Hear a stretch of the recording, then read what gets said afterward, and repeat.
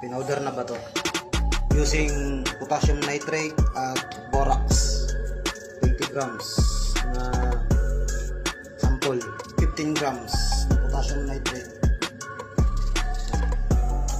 20 grams na borax.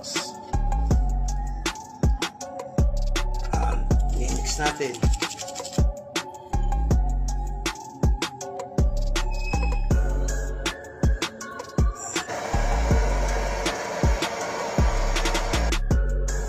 Yan, dudurugin na natin to para malaman natin kung may nagmetal.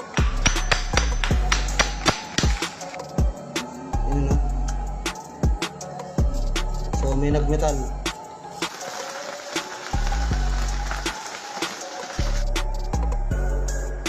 Porsyento ng gold. So hiwalay natin to. Kumbaga sa high grade. Hindi ito yung high grade.